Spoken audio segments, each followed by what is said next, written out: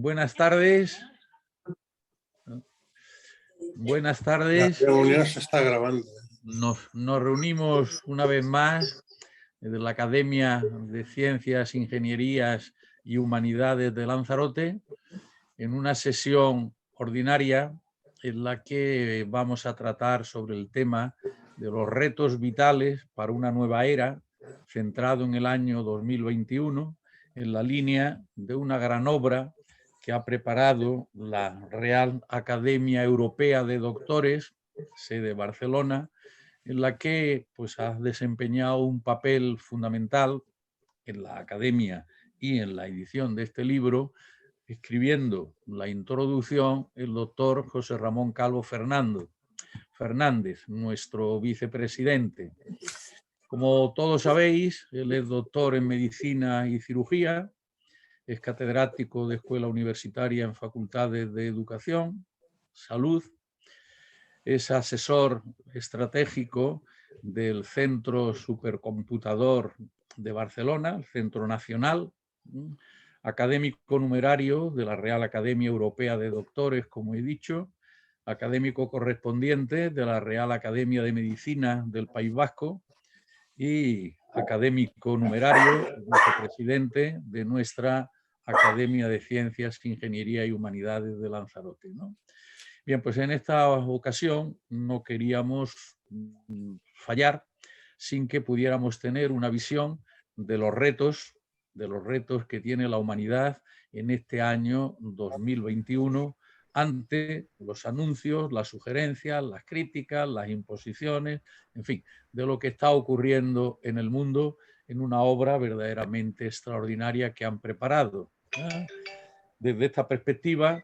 pues él nos va a hacer una presentación de la obra y abrimos a continuación un diálogo sobre todos, vamos a decirlo así, sobre todos los problemas que tenemos hoy en la humanidad.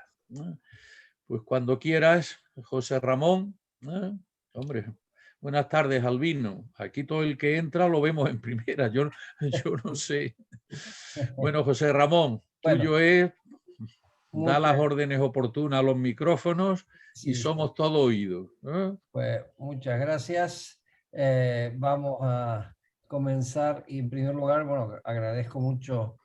al presidente de la Academia que me haya permitido estar esta tarde compartiendo con ustedes este rato. Básicamente para presentarles un libro del que nos sentimos satisfechos porque ha sido un libro al que le hemos dedicado mucho tiempo, ha sido un libro muy trabajado con un grupo de invitados de primer nivel, como tendrán oportunidad de ver ahora, y partiendo de una situación que fue la que generó el libro, que era retos vitales para una nueva era, la nueva era que empieza a partir del momento de la pandemia y a la que de alguna forma damos respuesta con una frase de Albert Einstein que decía que en medio de la dificultad reside la oportunidad.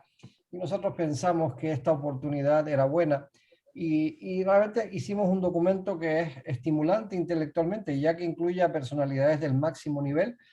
por lo que presentar un volumen de 900, casi 900 páginas en el tiempo del que dispongo va a ser un gran desafío, porque trata de alguna forma de identificar y sintetizar la enjundia y la esencia de los capítulos que contiene el mismo, ¿no? Entonces,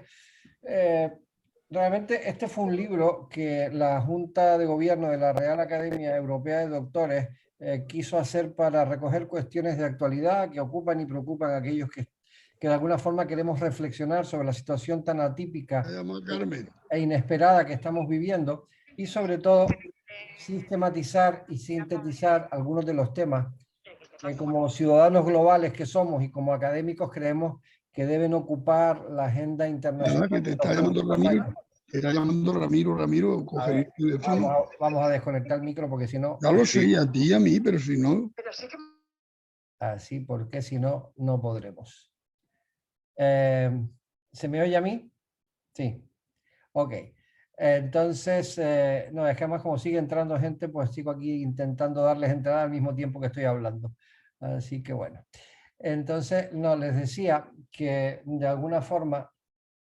reunir en una iniciativa como esta un conjunto de personalidades que eran amplias y diversas, como ex jefes de Estado, expresidentes del Parlamento Europeo, premios Nobel, un astronauta de la NASA y algunos de los chefs más galardonados del mundo, era un reto para una institución modesta como es la nuestra, que es una institución, digamos, fundamentalmente formada por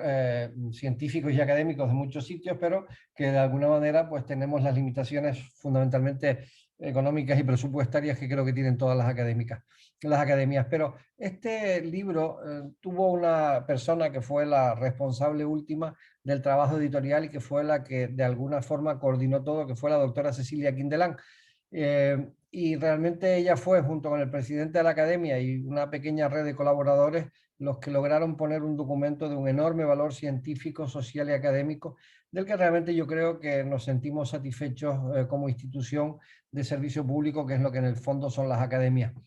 Yo sin más voy a pasar a detallarles cada uno de los grandes apartados en los que se estructuró el libro, y a partir de ahí pues también les iré contando un poco las personas que intervinieron, y a partir de ese momento de alguna manera lo que podré dejarles después es la posibilidad, si quieren, de que hagamos comentarios sobre lo que aquí vamos haciendo.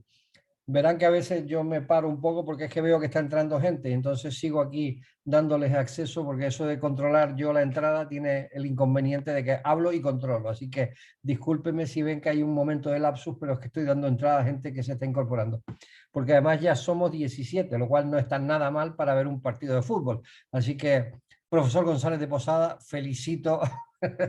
la capacidad de convocatoria que sigues teniendo. Bueno, el primer tema era el cambio climático, sostenibilidad y Smart Cities. A nadie le cabe la menor duda que estamos en una emergencia climática global. O sea, la temperatura de la Tierra se está incrementando, los glaciales se están derritiendo, los fenómenos climáticos extremos cada vez son mayores, y prácticamente desde que surgió la revolución industrial y el hombre fue capaz de dominar y obtener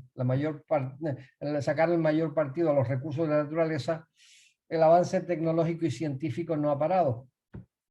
Pero tampoco hemos puesto límites a la destrucción del planeta, para el que además hay que recordar que no tenemos recambio y que deberíamos entregar a la siguiente generación en las mismas o mejores condiciones que las que nos encontramos. Porque además, como bien decía el Papa Francisco en una frase que probablemente algunos ya me han oído, él decía que el Dios perdona siempre, el hombre perdona algunas veces, pero la naturaleza no perdona nunca, y a veces nos olvidamos de eso. Y esto realmente, a menos que pongamos freno y remedio a algunas de las consecuencias generadas por la acción humana, va a ser cada vez más improbable que tengamos un planeta estable. Nos vemos obligados a reducir la emisión de gases de efecto invernadero, tenemos la obligación de investigar para generar recursos energéticos limpios que no produzcan CO2 y que permitan que los países que durante años estuvieron en el vagón de cola del desarrollo y que hoy son potencias mundiales no continúen incrementando estas emisiones bajo la excusa de que ahora es su turno de crecer. Lamentablemente eso no puede seguir funcionando de la misma forma, es decir, la Tierra no se lo puede permitir. No se trata de una visión catastrofista, es la respuesta que nos da la ciencia, que por otra parte es la única fuente creíble a la que podemos recurrir para conocer la realidad de lo que está sucediendo. Sabemos perfectamente que las diversas cumbres climáticas que se vienen celebrando anualmente hace más de 25 años, la próxima va a ser en Glasgow en noviembre del 21, muestran la dificultad enorme de poner de acuerdo a los 194 países reconocidos del mundo. Cada uno de ellos tiene su interés particular y tratan de llevar los acuerdos globales al terreno de su mejor conveniencia, y eso se vio muy claramente, por ejemplo, en las cumbres de París y Kioto, donde se produjeron intentos muy importantes de reducir las emisiones de gases de efecto invernadero y consecuentemente poner coto al aumento de la temperatura global, pero los intereses económicos, los intereses políticos han impedido hasta ahora que se puedan implementar efectivamente esas normas de obligado cumplimiento.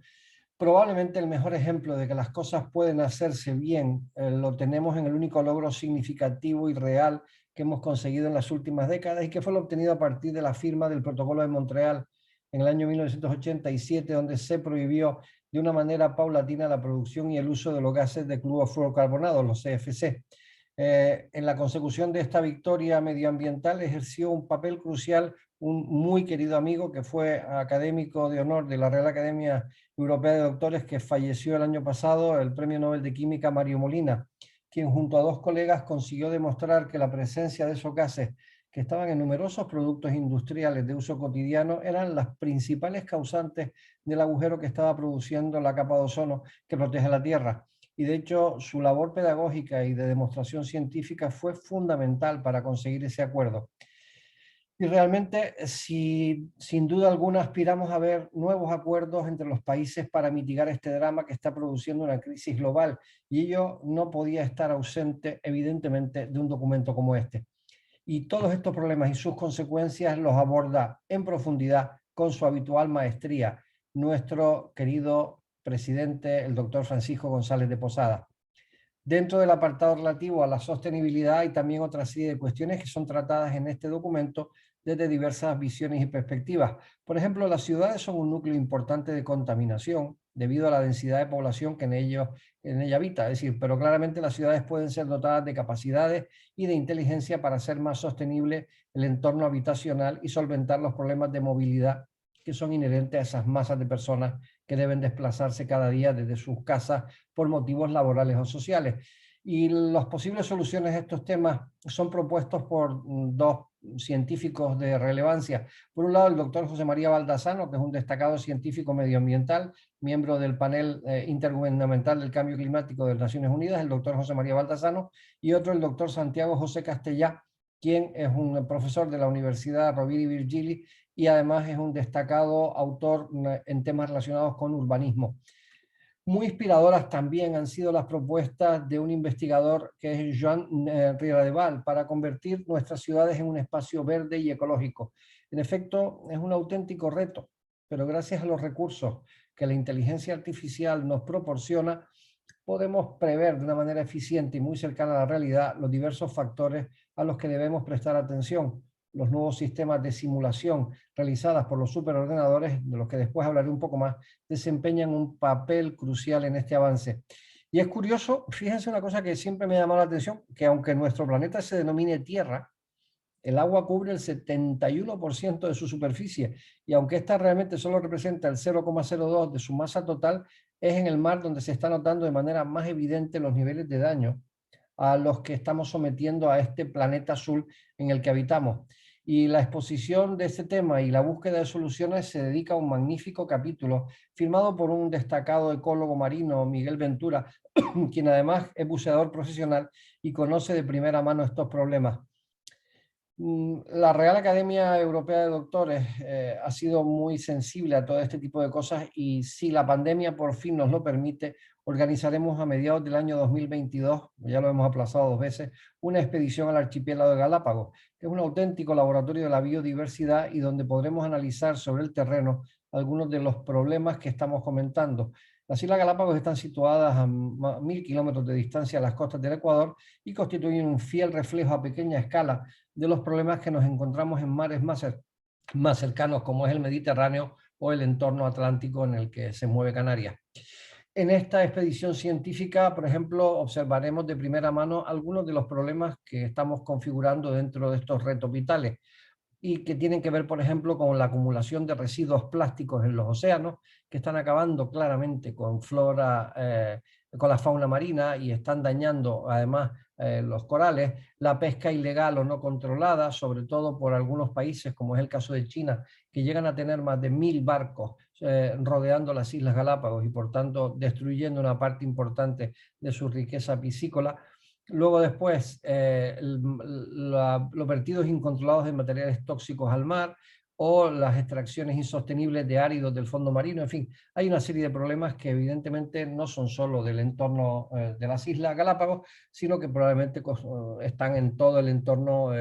digamos, de lugares donde hay mar. Y bueno, es una de las cosas que se explican y se hablan directamente en ese documento. Y luego, dentro del tema de la sostenibilidad, la alimentación constituye uno de los factores determinantes, porque es aquí donde podemos contribuir a escala individual de una forma más significativa. Piensen que el IPCC, el Panel Intergubernamental del Cambio Climático de la ONU, estima que la agricultura intensiva es responsable del 14% de las emisiones de gases de efecto invernadero. Por ejemplo, el consumo de alimentos de proximidad que reducen los desplazamientos y la huella de carbono, o el fomento de técnicas de agricultura y pesca sostenible, junto con la reducción de consumo de carne, constituyen unos buenos medios para paliar esos problemas. Y eso lo especifican y lo hablan muy bien los chefs galardonados con 3 estrellas Michelin, los hermanos Joan, Josep y Jordi Roca, que hablan en su documento de la recuperación de semillas, la recolección y catalogación de variedades de hierbas, hojas, tallos, brotes, flores de los entornos próximos, y que también son muy importantes en ese proceso de dar valor a lo próximo en lo que se refiere al consumo. También hablan de fomentar el reciclaje, es decir, transformar productos deteriorados en otros que pueden recibir nuevos usos, que es una medida que ellos ponen en práctica en su restaurante y en su laboratorio de I+D, y que además representa una muestra de la importancia que tiene esos procesos de investigación y desarrollo en cualquier faceta del conocimiento que abordemos. Bien, ese es el primer gran capítulo, que es el capítulo de la, digamos, de sostenibilidad y cambio climático. El segundo capítulo habla de la salud.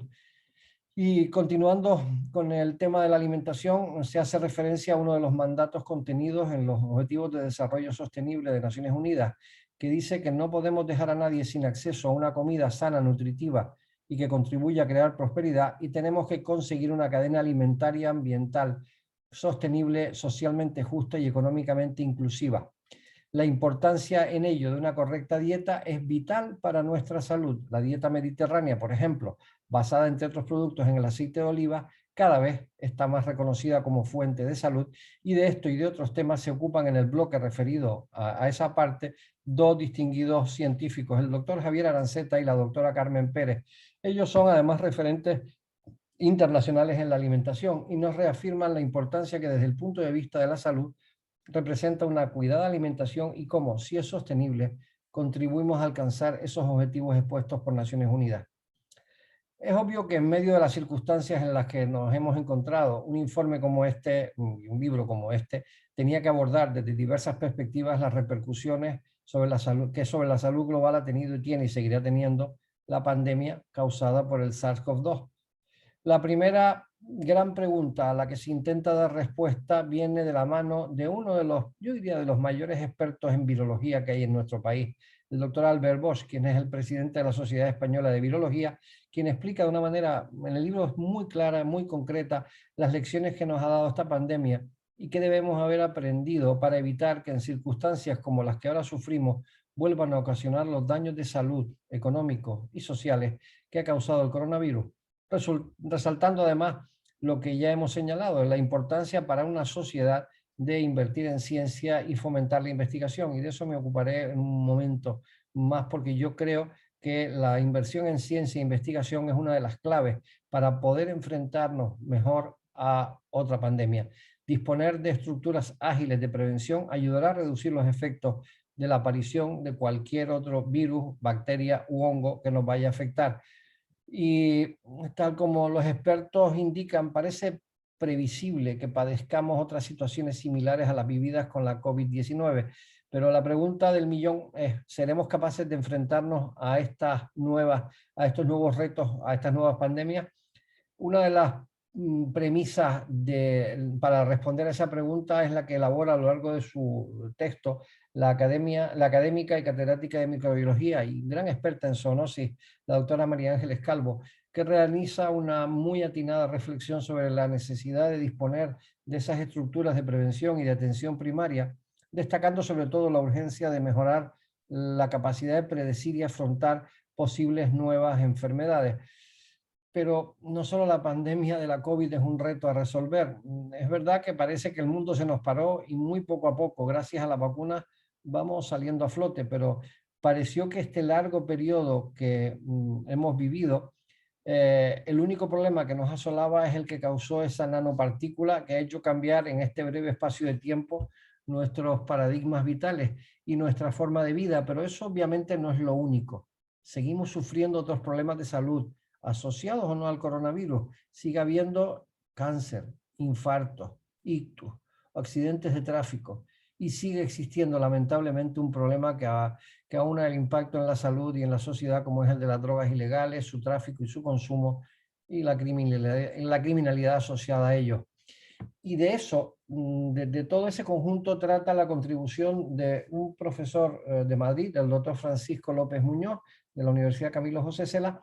quien analiza la relación entre el entorno de las drogas de abuso y la criminalidad desde una triple aproximación. Delitos cometidos bajo el efecto de las drogas, contra las personas o contra la seguridad del tráfico, delitos relacionados con las conductas encaminadas a financiar la dependencia, que son delitos contra la propiedad, robos, asaltos, y delitos englobados en el concepto legal de narcotráfico, como es cultivo, elaboración y distribución de sustancias estupefacientes. Su aportación demuestra cómo la relación entre el entorno de las drogas y la criminalidad es sumamente estrecha, aunque no se haya establecido un nexo causal definitivo entre ambas, y la resolución de este problema, convendrán conmigo, en que constituye un enorme reto social de futuro para la sociedad en la que vivimos. Pero había un aspecto muy importante para deliberar, y era el relacionado con la bioética, es decir, todo lo que tiene que ver con las situaciones, la ética relacionada con la salud y con lo que ella representa. Y para eso le pedimos a un cirujano académico y científico universalmente reconocido, que fue galardonado con el Premio Nobel de Química en el 2004, el doctor Aaron Chekanover, que hablara sobre ese tema y reflexionara sobre eso. Entonces, él dice que es evidente que la pandemia ha traído consigo numerosos problemas en ese terreno de la bioética, como es la selección de quién debe recibir cuidados en caso de falta de material o de medios, a quién se debe priorizar en la administración de vacunas o en el uso de terapias experimentales, etcétera. Realmente muchos problemas ya eran conocidos por los estudiosos de ese campo, pero su intensidad y las lecciones que hemos aprendido sobre la fragilidad de la sociedad nos ha sorprendido. Y en su ensayo el doctor Chekanover se enfrenta a estos retos con enorme maestría. Además debo decirles que es una persona con un enorme conocimiento, no solo de la medicina, que él es médico cirujano, sino además del punto de vista de la investigación básica. Él de hecho recibió el premio Nobel por investigaciones básicas no directamente asociadas con el aspecto clínico, y sobre todo ahora en los últimos tiempos se está dedicando a reflexionar sobre estas cosas. Y a través de otro de los contribuyentes y a través de un ingenioso recorrido histórico desde la Grecia antigua hasta nuestros días, el doctor Joaquín Callavet es un destacado pediatra social, desarrolla la trascendencia de este tema, dando la bienvenida además a futuras aportaciones bajo nuevos planteamientos filosóficos, teológicos, morales o científicos. Y ahí en esa base se sumó otro destacado profesor, un académico respetado y una maravillosa persona, que es el profesor Ernesto Cajan, quien une a su condición de humanista, pacifista, poeta y artista la de científico epidemiólogo reconocido internacionalmente. Él era el vicepresidente de Médicos contra la Guerra Nuclear, organización en la que él recibió el Premio Nobel de la Paz por su contribución a la paz mundial. Su ensayo, concebido como una proyección histórica de la evolución de la medicina, une ambos factores, el futuro y la ética, conformando lo que de alguna forma se denomina la futurología médica. Pero hay otra serie de cuestiones que tienen que ver tanto con la ética como con el comportamiento y las formas de relación entre los seres humanos, que son igualmente abordados de una manera muy pertinente por dos profesores, aportando dos perspectivas desde sus respectivos campos de trabajo. Una es la doctora María Teresa Anguera, que es una destacada catedrática de la Universidad de Barcelona, que además ha sido recientísimamente nombrada académica honoris causa de la Universidad de La Laguna, que reflexiona sobre los aspectos éticos del comportamiento humano relacionados con la pandemia y deja abiertas además muchas posibilidades para análisis futuros, buscando la oportunidad vital para mejorar. Y el segundo abordaje sobre la convivencia saludable y el arte de cultivar relaciones lo ofrece una persona que estoy seguro que muchos conocen. Es la doctora Laura Rojas Marcos, una psicóloga muy destacada. Sus conferencias y sus presentaciones son muy notorias, y además es una persona absolutamente encantadora que reflexiona sobre cómo para sobrevivir necesitamos crear vínculos de unión y lazos de afecto. El compartir y unir fuerzas con el fin de crear un entorno seguro y de bienestar es propio de nuestro comportamiento natural. Y enlazando con el siguiente bloque temático, la doctora Rojas Marcos nos muestra cómo las relaciones de convivencia están continuamente cambiando, y para poder adaptarnos a los cambios necesitamos el apoyo de otras personas. Y de alguna forma ella viene a decir que sigue siendo más importante el nosotros que el yo. El otro punto importante, otro bloque importante es el que llamamos educación, ética y valores. Dentro de los bloques temáticos en los que se divide esta obra que les estoy presentando, este apartado es clave porque las debilidades estructurales que han quedado claramente de manifiesto a lo largo de esta crisis es claramente la educación una de las que más destaca. Y a esto se suman los aspectos éticos y los valores sobre los que hay enormes carencias en muchas personas de las generaciones que en el futuro han de tomar decisiones. Y es por eso importante que reflexionemos sobre ello tal como hacen varios de los autores en este bloque del libro. En efecto, a lo largo de estos meses de encierro, incertidumbre y daño social ocasionados por la pandemia, pudimos constatar cómo la educación fue un factor diferencial entre clases sociales y más aún entre países ricos y países pobres. El tener o no acceso a las nuevas tecnologías o a Internet ha marcado un punto de inflexión muy claro en cuanto a la capacidad de enseñanza y aprendizaje de nuestros niños y jóvenes. De hecho, esta realidad, que es dura pero es obvia, nos llevó a un grupo de académicos a plantear la necesidad de declarar el uso educativo de Internet como un derecho universal que debe ser reconocido y protegido. Esta iniciativa dio lugar a un manifiesto que ya ha sido reconocido por más de 200 organizaciones internacionales y en el documento se solicita que la capacidad económica nunca sea un freno para la continuidad del proceso educativo, exponiendo en él soluciones que proponemos para evitar que esta situación se repita. Obviamente, que este tema no se quede en un papel y vaya más allá de la buena intención de sus autores o de las organizaciones firmantes depende en gran medida de la capacidad de difusión que podamos conseguir y del grado de compromiso de personalidades a escala internacional o de organizaciones que lo contemplen en la agenda global en un futuro inmediato, y en ese sentido seguimos trabajando. Y habiendo ligado a esta iniciativa, hay un hecho muy concreto, que nos encontramos con una reflexión que habla sobre la trascendencia de la educación en el mundo globalizado y la importancia de la conectividad global con fines educativos. Y de ello se ocupa una de nuestras más reconocidas académicas, más reconocidas expertas internacionales, que es la expresidenta de Ecuador, la doctora Rosalía Arteaga. Ella propone una división de responsabilidades conducente a obtener resultados positivos que miren a la educación del futuro, con un énfasis en la solidaridad, la cobertura global y la calidad. Sus reflexiones apuestan por el liderazgo de autoridades locales en la gestión de la conectividad para que todos los hogares dispongan de acceso a una conexión de calidad y que la escuela, a través de la tecnología, llegue a todos los jóvenes. De la mano del sector privado tecnológico debería surgir, además, la cesión de equipos suficientes para hacer factible y posible ese proceso de aprendizaje a distancia, porque lo triste de esto es que sabemos que tenemos los recursos técnicos para hacerlo, sabemos que tenemos la metodología para implementarlo, lo que hace falta es la voluntad política de hacerlo. Y los ejemplos que tenemos de países de Europa y de Asia que han dado prioridad a un proceso formativo continuo y muy exigente se centran, en primer lugar, en mejorar la formación de sus profesores, reconociendo su trabajo tanto a nivel social como salarial, y eso es importante y no es un tema menor, y elaborando programas de enseñanza que suplan las carencias formativas, sobre todo la capacidad de reflexión y la capacidad de crítica de la que carecen muchos de nuestros jóvenes hoy en día. Resulta curioso observar cómo la generación que más información tiene a su disposición para educarse es en muchas ocasiones la que sufre enormes carencias culturales que hacen que su capacidad crítica disminuya y se vea afectada por las miles de teorías conspiranoicas y negacionistas que nos inundan en este y en otros temas.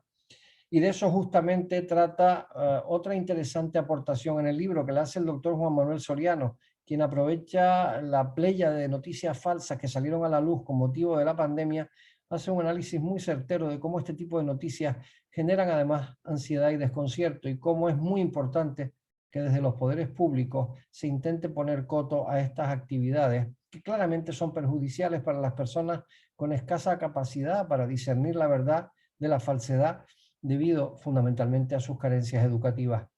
En un informe como este, además, y concretamente en el bloque que trata de la educación, no podía faltar un canto a la esperanza, no solo son tragedias. Y este viene de la mano de una de las más prestigiosas personalidades intelectuales del mundo. Es el doctor Ismail Seregeldin, que es el fundador de la nueva biblioteca de Alejandría y que ha sido descrito por algunos como el hombre más sabio de Egipto. Su magnífica aportación, que yo reconozco que es una de las que más me han gustado de todo el libro, trata de cómo reinventar la educación, fundamentalmente la educación superior, para conseguir los fines antes descritos y evitar los problemas expuestos. Es evidente, en su muy autorizada opinión, que la educación a distancia y el aprendizaje online, especialmente después del impulso que recibieron por los sucesivos confinamientos y el énfasis puesto en la necesidad de distanciar socialmente a las personas, ha ejercido un papel muy importante en esta situación nueva y es muy probable que dichos formatos sigan desempeñando un papel importante en el futuro. En última instancia, será un entorno en el que los estudiantes podrán desafiar los conocimientos recibidos e inventar otras ideas nuevas. Es un sistema que ofrecerá acceso a todos y promete además, si lo hacemos correctamente y no incurrimos en los errores del pasado, buenas posibilidades de éxito. Es un sistema que, fíjense, en definitiva, lo único que pretende es que fomentemos la curiosidad, la imaginación y el pensamiento crítico y la ética de nuestros jóvenes.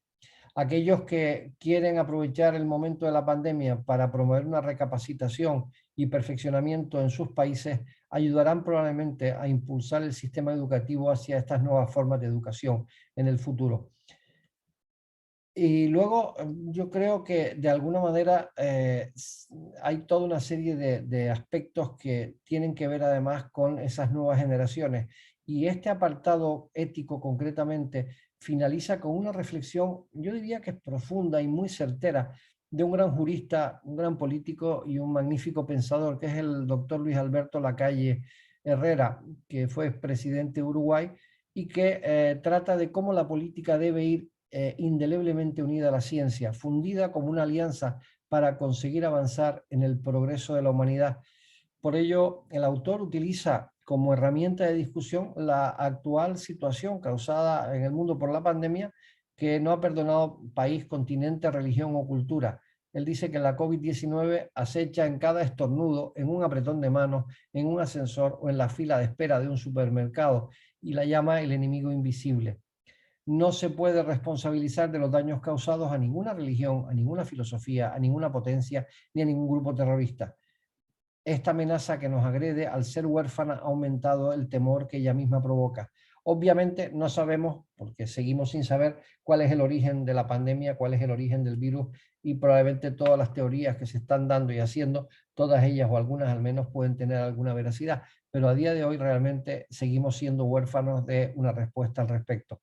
Y lo que dice el doctor Lacalle es que los dirigentes mundiales en muchas ocasiones se han visto claramente superados por los acontecimientos, que han sido capaces de basarse en la ciencia de verdad y en la investigación, y han confiado en aquellos que llevan muchos años investigando y trabajando sobre eso, son los que han podido o están en camino de superar de una manera razonable y eficaz este auténtico reto vital al que el mundo se está encontrando. El penúltimo bloque de este libro trata sobre economía, política y ciencias jurídicas. Es un bloque dedicado a aspectos sociales y hay dos espacios focales muy importantes. Uno es Europa como punto de encuentro de los países que conformamos la Unión, y otro es el caso particular de España y las consecuencias que para una economía debilitada como la nuestra, pues tiene una situación como la que hemos vivido. En el apartado del papel de Europa en el mundo participan en este informe 4 personalidades que nos ayudan a entender desde perspectivas muy distintas lo que está ocurriendo. La primera es la del exministro y expresidente del Parlamento Europeo y actual ministro de Asuntos Exteriores de la Unión Europea, Josep Borrell, quien describe como una crisis de esta magnitud ante la renuncia de Estados Unidos, sobre todo en la administración pasada, a su tradicional papel de liderazgo, Europa pudo recuperar su protagonismo en el mundo, pero para ello había que lograr fortalecer la cohesión interna con el plan de recuperación adoptado por el Consejo Europeo en julio del 2020. Europa estaría entonces en condiciones de intentar atraer otras voces a la nada fácil tarea de modernizar el multilateralismo para afrontar los retos del siglo XXI, con especial atención al aspecto ecológico, cuya urgencia no debe posponerse, ya que tal como van las cosas no puede descartarse que la crisis acabe por desarticular ese sistema multilateral, desestabilice a muchos países en vías de desarrollo y favorezca a regímenes populistas o autoritarios.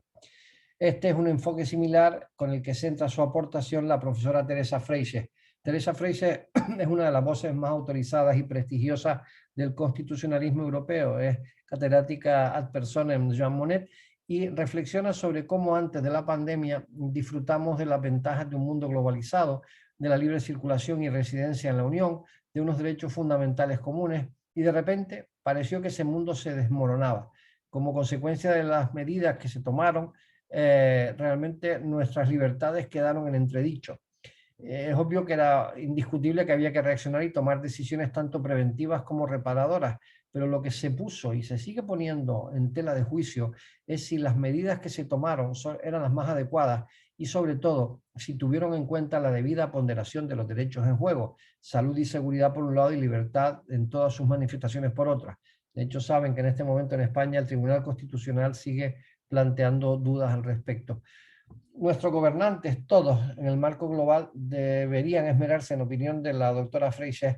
en este contexto tan difícil en el que necesitan contar con la confianza de una ciudadanía que asistió perpleja a lo que algunos llamaron la Tercera Guerra Mundial, solo que esta vez no tenía armas,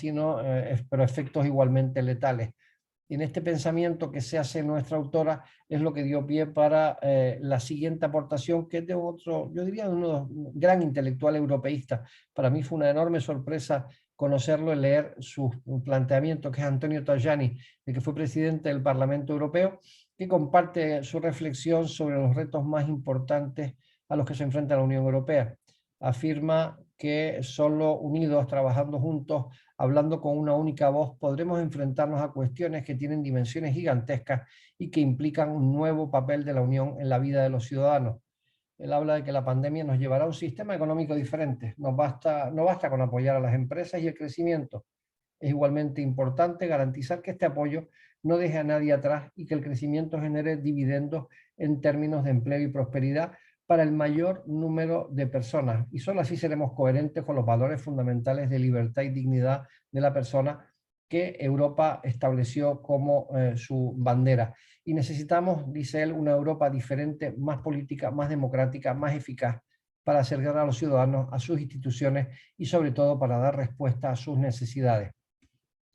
Las políticas europeas deben apoyar los esfuerzos de la industria y de los trabajadores hacia un renacimiento europeo, y para lograr este renacimiento se necesitan inversiones en infraestructura, en capacitación y en habilidades. Y si alguien puede opinar con autoridad sobre estos temas presupuestarios y sobre la disyuntiva económica a la que se enfrenta Europa y cómo repercuten en España, es otro de los autores de este documento, que es el profesor José María Gay de Liébana, que, como ustedes saben, es un reconocido economista y divulgador científico, quien, como siempre, tiene la capacidad especial de convertir en comprensible lo que normalmente sería imposible de entender para el común de los mortales, y es justamente lo que hace en su contribución a este documento. En su capítulo comenta que lo que nos parecía una perturbación temporal y pasajera que afectaría levemente a la economía con impactos poco significativos, se ha tornado en un comprometido escenario en los órdenes sanitario, económico, social, político y financiero, que amenaza además seriamente la situación de muchos países y con mayor severidad el marco europeo, que se muestra excesivamente sensible a los derivados de la pandemia. El doctor Gay de Liébana reflexiona además sobre el arbitraje de posibles soluciones en el plano internacional y más concretamente en el panorama europeo, aunque de forma muy lenta, y cuyos efectos bonacibles están por verse. Hay una cosa que tenemos clara, y es que la parsimonia de la Unión Europea, que al principio fue muy carente de reflejo, y la tediosa burocracia que tiene, empañan la forzosa prontitud en la toma de decisiones, y estos defectos se visibilizaron incluso con la aprobación legal de las vacunas para combatir la COVID-19. En el Reino Unido se empezaron a aplicar en diciembre del 2020. En Estados Unidos se aprobaron por vía urgente y en la Unión Europea en enero del año 21, y fue gracias a la decisiva intervención de Angela Merkel quien obligó de alguna manera a anticipar la luz verde. Entonces, esta premiosa manera de actuar de la Unión Europea también se refleja en España, donde la débil economía sufre cualquier tensión añadida, y es lo que José María Gay habla con mucho detalle al respecto. Y en esta misma línea de pensamiento también se manifiesta otro economista y académico, el doctor Aldo Olcese, quien reflexiona sobre el gran reto que representa la transformación de la economía española, señalando que hay 4 grandes vectores que son los pilares de un plan de recuperación económico, tanto a escala europea como nacional, y en lo que manifiesta ideas parecidas a las que decía Borrell, ya que en su opinión vamos hacia una economía muy digitalizada y verde, en la que primará el consenso por el clima y la transición ecológica. Todo ello dentro de una racionalización del gasto público y un gran impulso a la igualdad entre hombres y mujeres como factor desencadenante de la fortaleza de cara al futuro. Y una de las lacras que hemos sufrido en España es el desempleo, que se ha convertido en un problema estructural y que se ha enquistado desde hace décadas, afectando de manera más significativa a segmentos productivos de la población que son extremos, los más jóvenes y los mayores. Y a ello se refiere en su contribución otro gran académico altamente respetado en el mundo económico y empresarial, el doctor Pedro Nueno, para quien con la aparición inesperada del coronavirus, la notable caída del turismo y el refuerzo de la digitalización cambiaron radicalmente el entorno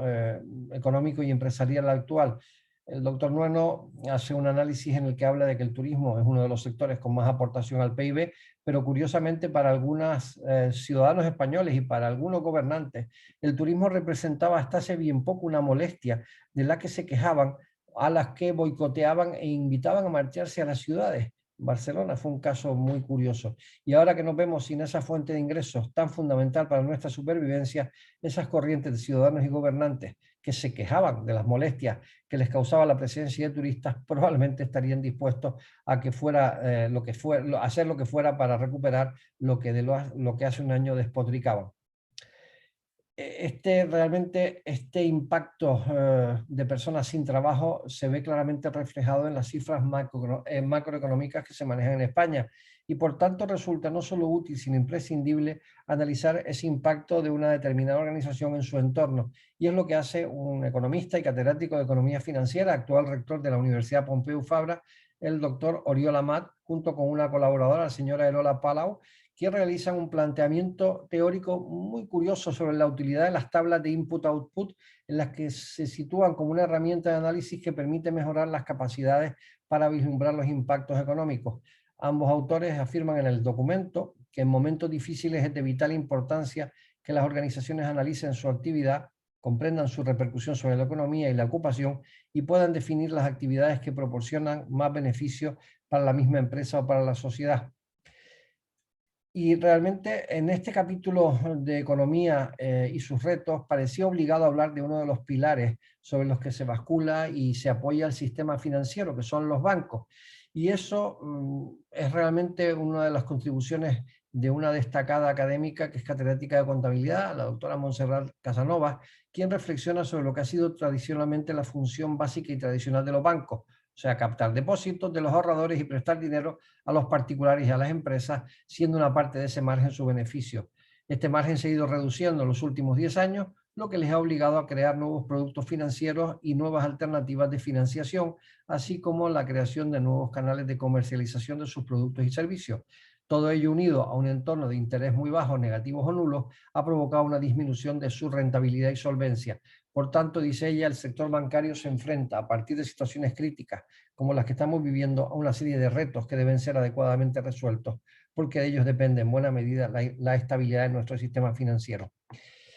Bien, el último apartado de este libro, de este macro volumen, en el que les agradezco además la paciencia de escuchar este resumen que estoy intentando hacer de lo que en él se contiene, habla de nuevas tecnologías y Big Data. Y en este caso, la primera de las contribuciones es de uno de los, yo diría, de los más importantes científicos que ha dado nuestro país, aquel a quien se considera una de las mayores autoridades mundiales de la arquitectura de supercomputadores, que es el doctor Mateo Valero, que es el actual director general del Barcelona Supercomputing Center, en donde tengo el placer de trabajar, y académico de numerosas academias nacionales e internacionales, doctor honoris causa por muchas universidades, y probablemente es una de esas grandes mentes pensantes que ha dado nuestro país y que realmente probablemente es más reconocido fuera de nuestras fronteras que dentro. En su contribución a este libro, el profesor Valero explica cuál es la situación de la supercomputación en España, hace un recorrido breve por la historia de esta superestructura científica, detalla lo que nos va a deparar el futuro y hace hincapié en un tema que se ha convertido en estratégico y fundamental, que es el de desarrollar desde España y concretamente desde el BSC, el primer chip de fabricación europea para acabar con la tremenda dependencia que tiene la Unión Europea en general y por supuesto España de la tecnología de terceros. De hecho, recuerden que las fábricas de coches de Volkswagen, de Martorell, se han tenido que parar estas últimas semanas porque no llegaban los chips necesarios para poder hacer algunas de las operaciones que estaban previstas. Y claro, realmente esa reflexión suya nos lleva a hacer una serie de consideraciones que yo diría que vale la pena señalar sobre la tradicional y recurrente precariedad de nuestro tejido investigador, como dije antes, y las consecuencias que la misma lleva aparejadas. Miren, España solo ha recibido hasta ahora un premio Nobel por cada 21 millones de habitantes, y eso si consideramos a Severo Ochoa como un premio Nobel español, aunque su carrera, sus descubrimientos y su ciudadanía fuera a Estados Unidos. Si lo comparamos con Suiza, que tiene un premio Nobel por cada 440.000 habitantes, Austria, que tiene uno por cada 470.000, Hungría, que tiene uno por cada 900.000, Israel, uno por millón de habitantes, Bélgica, uno por cada 2 millones, Francia, uno por cada 3 millones, Italia, uno por cada 4, Polonia, uno por cada 6, vemos cuán alejados estamos de la media de países de características que por geografía o similitudes sociales o educativas estarían próximos a nosotros. Por todo ello, parece pertinente identificar las causas que tan escaso número de galardones se han sucedido, porque en el fondo estos datos son un fiel reflejo de una ciencia que está tradicionalmente infravalorada, cuando no francamente maltratada por los poderes públicos. Y ahora, en una situación de crisis como esta, estamos sufriendo estas consecuencias que llevan al extremo la escasamente afortunada aseveración de Miguel de Unamuno, que en su ensayo titulado El pórtico del templo dijo: que inventen ellos, pues ellos y nosotros nos aprovecharemos de sus invenciones, pues confío y espero en que estarás convencido, como yo lo estoy, de que la luz eléctrica alumbra aquí también como allá donde se inventó.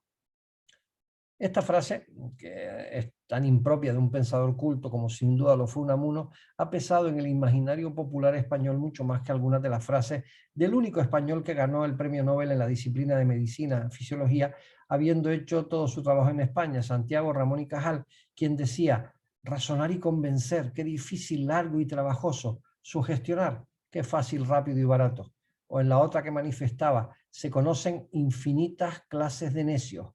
La clase más deplorable es la de los parlanchines, empeñados en demostrar que tienen talento. O al carro de la cultura española le falta la rueda de la ciencia, o aquel que decía: las ideas no duran mucho, hay que hacer algo con ellas. Si analizamos cada una de estas frases, que en las circunstancias actuales adquieren además un especial significado y son de plena aplicación a este momento crítico que nos ha tocado vivir, pues yo creo que destilan cordura, inteligencia y sentido común y una claridad de pensamiento meridiana. Lamentablemente vemos que ha pesado mucho más la percepción acomodaticia del filósofo que las afortunadas, clarividentes y atinadas del científico, escritor y libre pensador, probablemente más ilustre que ha dado hasta ahora la ciencia española al mundo. En ausencia de esa rueda de la ciencia en el carro país al que se refería Cajal, sigue pesando enormemente en la cultura popular y en la gente, que con su voto eligen a aquellos que han de gobernarnos y por tanto decidir dónde se destinan las inversiones, los recursos o dónde se recortan los fondos. Y si esos próceres del Estado no tienen en su mente grabados a fuego que un país que no investiga y no se fomenta de manera decidida y obsesiva la ciencia es un país que languidece y está a merced de otros que sí lo hacen, seguiremos muchas generaciones más sufriendo estas carencias y viendo cómo otros estados con menos potencial no superan porque creen mucho más en la necesidad de esta apuesta. Y siguiendo con el hilo de esta argumentación, hay un documento, hay un artículo escrito por Jordi Martí, un gran académico, profesor de la Universidad de Barcelona, que nos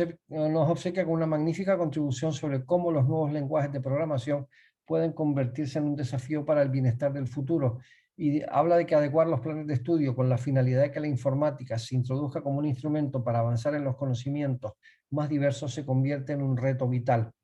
Y si hemos de hablar de retos en el ámbito de las nuevas tecnologías, probablemente nadie mejor para presentar algunos de ellos que uno de los grandes físicos teóricos que ha dado la ciencia mundial y al que tengo la suerte de tener como amigo y que es académico de honor de la Real Academia, el profesor Sheldon Lee Glashow, que es Premio Nobel de Física.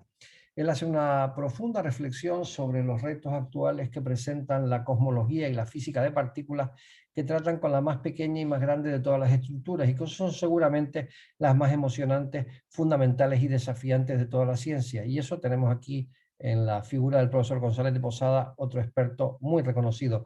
también son las más caras, así como las menos relevantes, las menos prácticas y las menos propensas a producir productos patentables y rentables. Así que se hace él una pregunta retórica: ¿por qué las perseguimos? Y él mismo se responde con una argumentación muy interesante: son muy importantes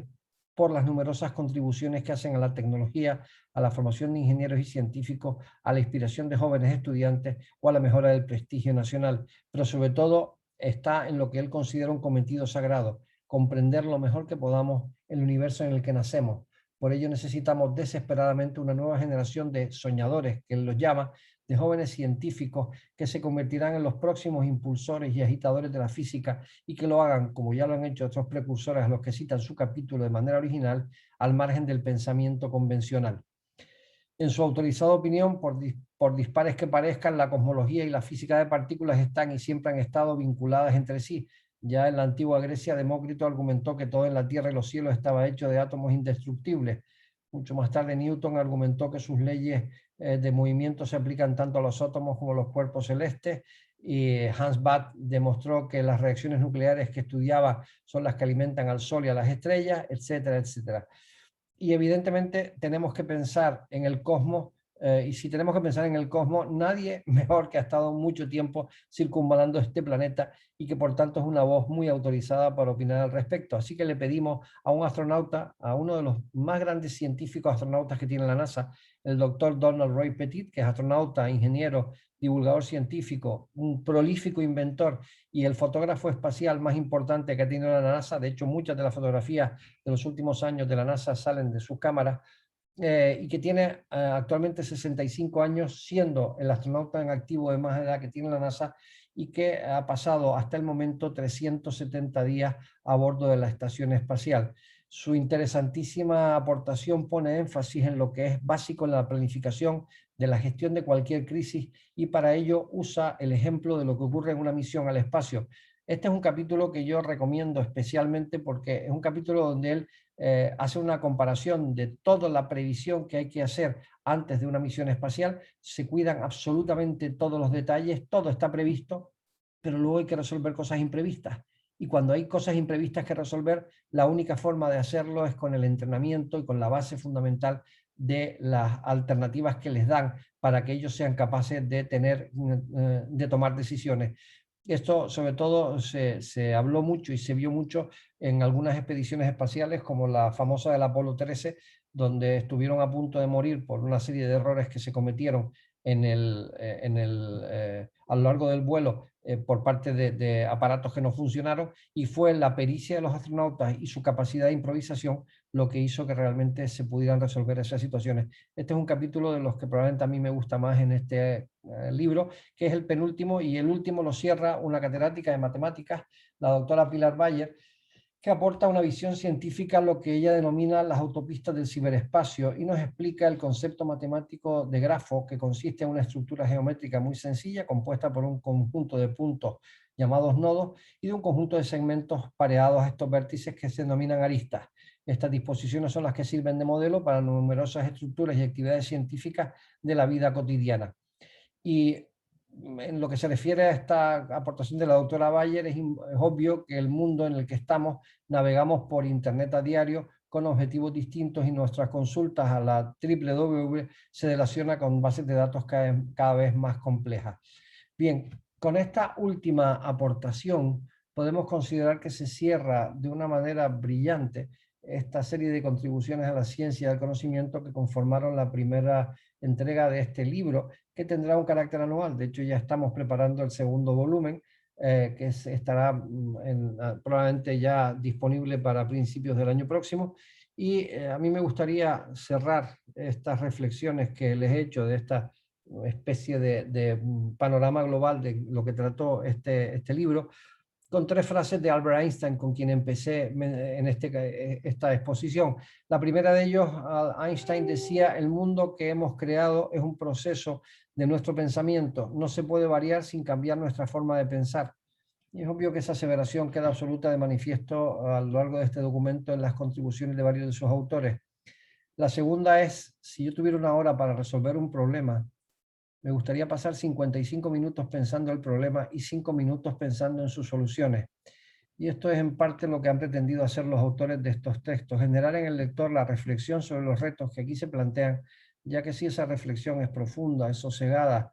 y con amplitud de miras, seguro que se encuentran soluciones para ellos. Y la última frase que sirve como corolario de todo lo anterior es que la mente es como un paracaídas, solo funciona si la tenemos abierta. Y así es como nos gustaría invitar a los lectores y a todos los que decidan leer este libro o consultar este libro, a acercarse a esta obra, con la mente dispuesta a abrirse a nuevas ideas, nuevos planteamientos y nuevas soluciones para hallar entre todos las mejores soluciones para estos retos vitales, para una nueva era. Y sobre todo, pensando en que los que puedan venir nos encuentren preparados para afrontarlos de una manera decidida, optimista y creativa. Y con esto yo ya doy por acabada mi presentación, dándoles las gracias por haber sido capaces de aguantar esta casi 52 minutos de densa exposición, pero claro, resumir 900 páginas en un tiempo breve no era tarea baladí, así que espero que no se hayan dormido mucho escuchando toda esta playa de autores que nos han acompañado, y espero que al menos el libro pueda ser de su interés. Así que yo le cedo ya la palabra al doctor González de Posada. Muy bien, pues José Ramón, me quedo muy corto si te felicito por la exposición, verdaderamente magistral. ¿Cómo es posible que nos explique tantos profundos trabajos en tan breve tiempo, aunque pueda parecernos exagerado, ¿no? Pero sobre todo, además, por la tarea que has realizado para que el libro llegara a buen fin, no solo a principio, sino llegara a buen fin. Con esta pues lo que queda es sugerir que se lea, que se estudie y que se difunda un libro, ¿no?, un tratado de retos vitales para la nueva era que nos toca vivir, ¿no? Bueno, digamos que esto es el marco, aunque no es lógico que te sometamos a preguntas de todos y cada uno de los capítulos, obviamente, ¿no? Pero, en fin, por lo menos sobre cuestiones formales y cuestiones generales, yo creo que sí. En consecuencia, si alguno quiere hacer alguna pregunta o establecer alguna cuestión, pues extraordinario. A ver. Bueno, mientras alguien se anima, yo creo que debemos dar las buenas tardes a Jesús Martínez Fría, que no lo teníamos al principio, a Albino Arenas, a Enrique de Ferra, no sé si nos oye, a Aquilino Migueles, a Idaira Clavijo y a Enrique de Gea, que supongo que se habrá puesto muy contento al saber que se ha hablado aquí de una expresidenta de Ecuador, el que es tridoctor y además una de las grandes autoridades docentes en la República del Ecuador, ¿no? Pues a ver si vemos alguna mano de alguien que quiera hacer alguna observación, alguna consulta, ¿no?, ante tan extraordinario. Han acabado todos medio muertos después. No, es que el asunto... Bueno, yo te voy entonces, por si alguno se anima, algunas preguntas, digamos, formales, que es lo único que aquí ahora, ¿no?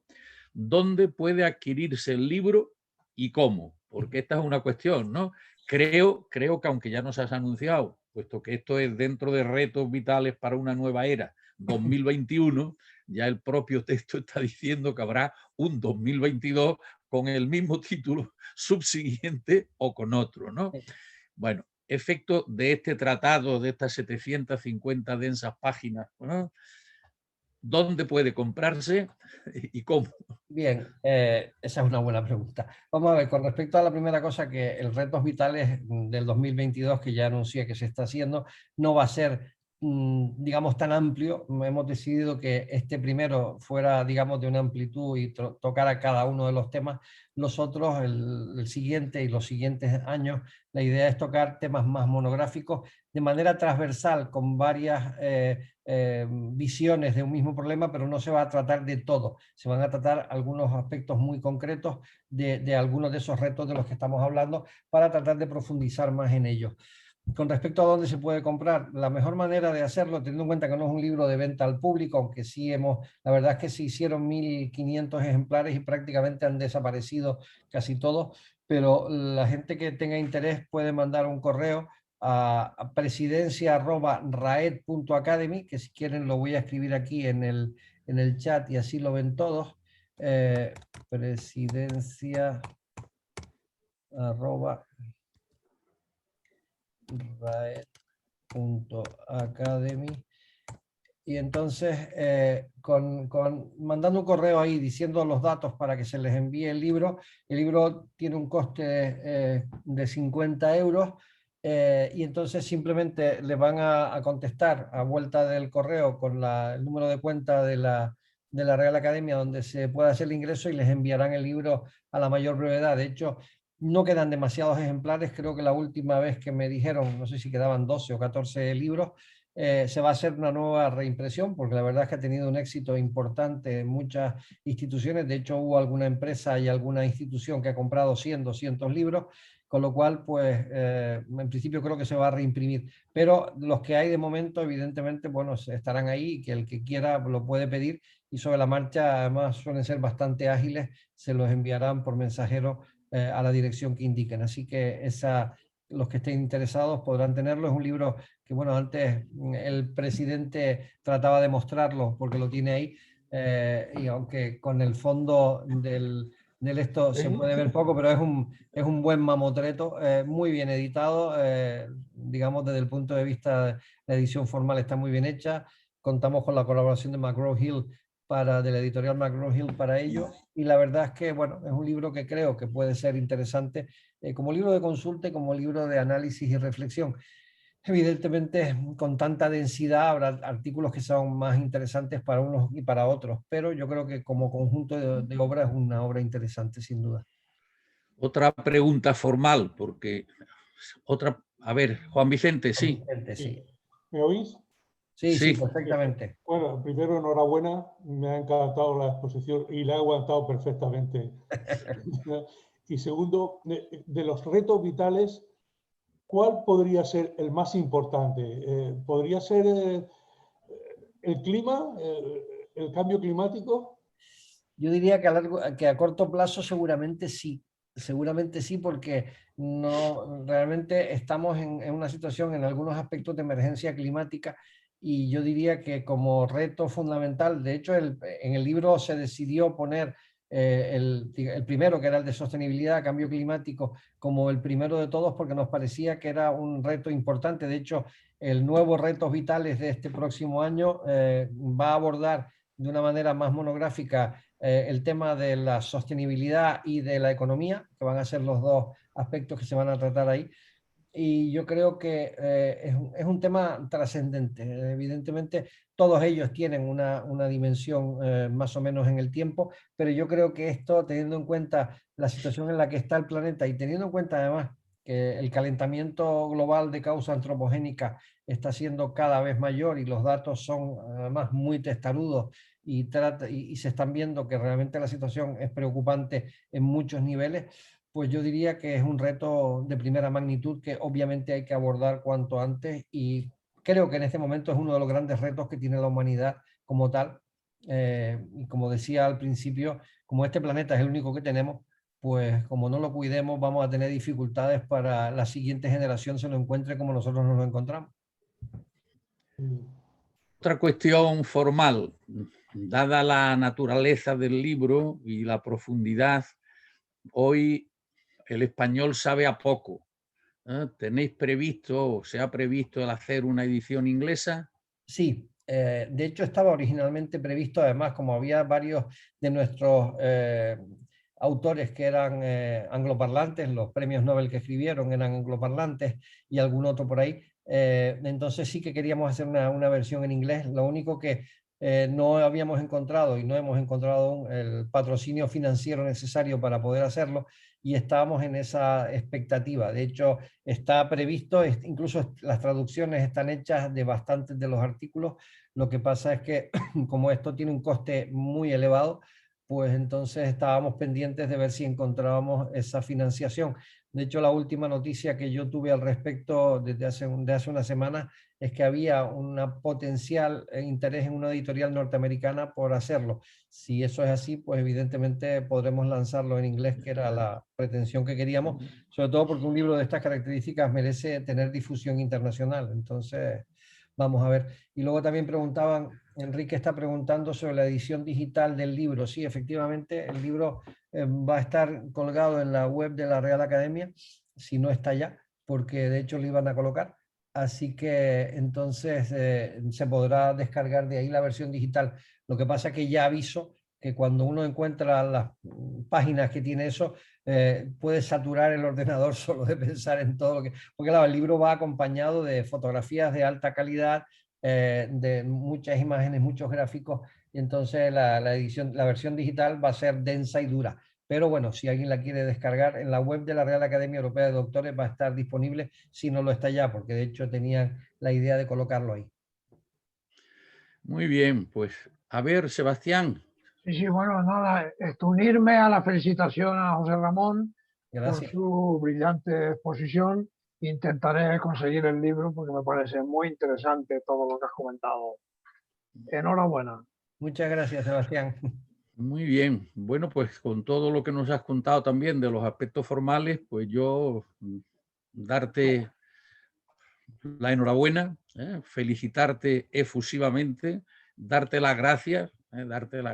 por la intervención y felicitar también a la Real Academia Europea de Doctores por la idea y sobre todo por la realización de la idea en tiempos tan difíciles que haya sido posible, ¿no? Creo que se ha grabado, Sí. en consecuencia, esta presentación del libro o esta sesión o esta conferencia, como la queramos llamar, estará puesta en nuestras redes para que pueda accederse a ella, y con la explicación que nos ha dado de cada uno de los capítulos, yo creo que también podemos centrarnos en aquellos capítulos que pudieran interesarnos más, ¿no? Pues muchísimas gracias a todos los que nos habéis acompañado a pesar del partido de fútbol de España, y recordaros que el lunes próximo tendremos a Sebastián Delgado, que nos va a hablar sobre el problema del agua, con una expresión más popular, más amena y más clara, pero en fin, sobre ese tema. Así que Sebastián, como bien sabes, estás emplazado para que el lunes en nuestra aula telemática pues tengamos otro de estos actos. Muchísimas gracias a todos y querido José Ramón, otra vez enhorabuena. Muchísimas gracias. Gracias a todos. Hasta el lunes que viene. Gracias.